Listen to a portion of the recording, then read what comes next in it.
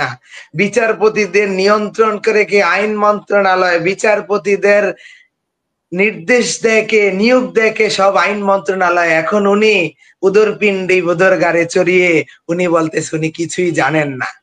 এই আইন উপদেষ্টা এবং কি স্বরাষ্ট্র সহকারী উপদেষ্টা খোদাবক্স চৌধুরীকে এই এজেন্ডা বাস্তবায়ন করার জন্য, তফদির করার জন্য, ওনাদেরকে এই লুটপাট করার জন্য এতগুলো মানুষ জীবন দিয়ে রক্ত দিয়ে ক্ষমতার মসনদে বসান নাই। ওনারা জুলাইয়ের সাথে গাদ্দারি করতে দীর্ঘ 1 বছর পেরিয়ে গেল। আমরা বিচারের নামে প্রহসন, তালবাহানা আর মূলা ঝুলানো ছাড়া কিছুই দেখতে পাইনি। ফার্স্ট অফ অল যদি আমি বলতে চাই, ওই দিন আমি কোর্টেই ছিলাম, তো আমার আসামির নাকি জামিন হয়ে গেছে। আপনারা দেখেছেন আমার ভাইয়ের যে হত্যাকাণ্ডটা সারা বিশ্ব দেখেছে, কতটা নির্মম, খুনি, সুস্পষ্ট। আসিফ নজরুল স্যার বলেছিল যে দেখো বাবা, এখানে শহীদ পরিবারের 18-20 জন শহীদ পরিবারের সামনে উনি বলেছিলেন, আমাকে মেনশন করে, দেখো রবিউল বাবা, আসামি ধরা তো আমার কাজ না, এটা জাহাঙ্গীর ভাইয়ের কাজ, এটা স্বরাষ্ট্রের কাজ, কিন্তু যদি কোনো আসামি ছুটে যায় তার দায়ভার, লায়াবিলিটি আমার। তো যখন আমাদের আসামি আমার ছুটে গেল, আমি শুনে তো আকাশ থেকে পড়লাম যে এটা কি করলো। তখন আমি দৌড়াইয়া হাইকোর্টে গেলাম, গিয়ে দেখি শুধু আমার ভাইয়েরই না, প্রায় এর পরের দিন যুগান্তরে এসেছে 74% আসামি তারা জামিনে মুক্তি দিয়ে দিয়েছে। তারা টাকার বাণিজ্য করতেছে। আমি যখন ওখানে চিল্লাপাল্লা করতেছিলাম যে এমন আসামি কিভাবে ছাড়লেন, তখন পাশ থেকে একজন লোক আমাকে পাশে নিয়ে বললেন, একটু দূরে নিয়ে বললেন, আপনার এই জামিনটা আইন মন্ত্রণালয়ের নির্দেশে হয়েছে, বিশাল অঙ্কের বাণিজ্যের কারণে। এখন আসিফ নজরুল স্যার একটা স্ট্যাটাস দিয়ে উনি টিচার ছিলেন, কিন্তু উনি যে জুলাইয়ের সাথে গাদ্দারি করতেছেন, ওনাকে স্যার বলতেও লজ্জা লাগে। তো উনি একটা স্ট্যাটাস দিয়েছেন যে আইন মন্ত্রণালয়ের নির্দেশে নাকি এসব হয় না, বিচারপতিদের নিয়ন্ত্রণ করে কে? আইন মন্ত্রণালয়। বিচারপতিদের নির্দেশ দেয় কে? নিয়োগ দেয় কে? সব আইন মন্ত্রণালয়। এখন উনি উদরপিণ্ডি উদর গাড়ে চড়িয়ে উনি বলতেছে উনি কিছুই জানেন না। এটা একটা প্রহসন। আপনি দেখেন, আসামি ধরা হয়েছে মাত্র 5%, সেই 5% আসামির 74% আসামি জামিনে চলে যাচ্ছে। একদিক থেকে যে আসামি ধরার কথা স্বরাষ্ট্র মন্ত্রণালয়ের যেটা কোঅর্ডিনেট করে, মনিটর করে এবং কি এখানটা যে সবকিছু করে, সেটা হচ্ছে স্বরাষ্ট্র সহকারী উপদেষ্টার দায়িত্ব যিনি পালন করতেছেন, প্রধান উপদেষ্টার বিশেষ সহকারী Khodabux Chowdhury. He is a very very very clever person.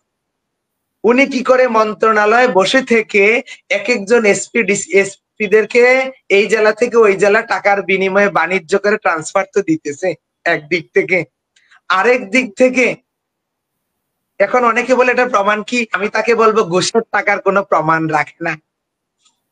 2 number কথা হলো, আসামিদের রাঘব বোয়ালদেরকে উনি ধরে না, গ্রেফতার করে না। টাকার বাণিজ্য আসামি সামনে ঘুরে, এই যে হানাফের আম্মার আসামি সামনে ঘুরে, হাসান আঙ্কেলের আসামি সামনে ঘুরে, অনেকের আসামি সামনে ঘুরে, রাঘব বোয়াল গুলো টাকার বিনিময়ে ধরে না। তারপরে হলো যেই কটাকে ধরে, যারা টাকা দেয় না তাদেরকে ধরে নাকি চুনোপুটিদেরকে ধরে? মানে কাদেরকে? আমরা তো জানি যে অনেক চুনোপুটিদের কাছে তো টাকা নাই, তাদেরকে ধরে। এবং যাদেরকে ধরে তারা আবার ওই বাড়ি টাড়ি বিক্রি করে আইন উপদেষ্টার মাধ্যমে তফদির করে তারাও চলে যায়। 74% আসামি জামিনে চলে গেল। তাহলে বলেন আমরা বিচারের কি দেখতে পাচ্ছি? আমি যে সেই 1 বছর ধরে চিল্লায় বলতেছিলাম আপা যে আদৌ কি আমরা বিচার পাবো? আমি আগেও একবার বলেছিলাম যে রফিক আজাদ বলেছিল যে ভাবতে হারামজাদা না হয় মানচিত্র খাবো, শহীদ এবং আহত পরিবার বলতে হবে বিচার কর হারামজাদা না হয় মানচিত্র খাবো। সবাই বলে ফ্রম দ্য বিগিনিং থেকে আমরা জেনে আসতেছি আইন উপদেষ্টা নাকি কিসের এজেন্ডা বাস্তবায়ন করে। আমি বলবো ওনাকে এজেন্ডা বাস্তবায়ন করার জন্য 1500-2000 মায়ের সন্তান রক্ত দিয়ে, জীবন দিয়ে 30,000 আহত ভাই তাদের অঙ্গ দিয়ে রক্ত দিয়ে ওনাকে রয়ের এজেন্ডা বাস্তবায়ন করার জন্য ক্ষমতায় বসানো হয়নি। উনি এবং এই আইন উপদেষ্টা এবং কি স্বরাষ্ট্র সহকারী উপদেষ্টা খোদাবক্স চৌধুরীকে এই এজেন্ডা বাস্তবায়ন করার জন্য, তবদিল করার জন্য, ওনাদেরকে এই লুটপাট করার জন্য এতগুলো মানুষ জীবন দিয়ে রক্ত দিয়ে ক্ষমতার মসনদে বসান নাই। ওনারা জুলাইয়ের সাথে গাদ্দারি করতেছে, জুলাইয়ের সাথে গাদ্দারি করতেছে এবং সামনে ওনারা যদি থাকে গাদ্দারি করবে, এবং কি ওনারা দুইজন থাকলে বিচার হবে না বাংলার জমিনে। কারণ একজন এই পর্যন্ত আপনি দেখেন খোদাবক্সের কেন পদত্যাগ চাওয়া উচিত দেশের মানুষের, কারণ হলো উনি আজ পর্যন্ত একটা মামলার চার্জশিটও দেয়নি। ওই যে একজন লোকের আমি মাঝে মাঝে কথায় কথা বলি যে একজন লোক বলতেছে যে আমি বাচ্চা হব, সে বিয়েই করে নাই, বাচ্চার বাবা হবে কিভাবে? ঠিক তদরূপ ভাবে যে আমরা বিচার চাই, বিচারের প্রথম বাধাই দিতেছে খোদাবক্স চৌধুরী একটা মামলারে চার্জশিট দেয় নাই, তাহলে বিচার কিভাবে অগ্রগতি হবে? জাতির কাছে আমার প্রশ্ন, 1 বছরেও কেন একটা মামলার চার্জশিট হলো না? তাহলে কি এই খোদাবক্স কি জুলাইকে অন করে, নাকি সে জুলাইয়ের সাথে গাদ্দারি করতেছে? জাতি বিচার করবে। দেন এই দুইজনের কারণে যেহেতু বিচারটা অগ্রগতি হচ্ছে না, এই দুইজনের বিচার ইয়ের জন্য, পদত্যাগের জন্য আমরা শান্তিপূর্ণভাবে একটা মিছিল নিয়ে যাচ্ছিলাম। তখন আমাদেরকে পুলিশ অতর্কিতভাবে হামলা করে।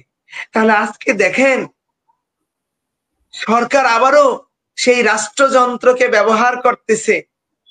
আমরা তো সন্ত্রাসী না, আমরা শহীদ পরিবার, আমরা কি বিচার চাওয়াটা কি আমাদের অপরাধ?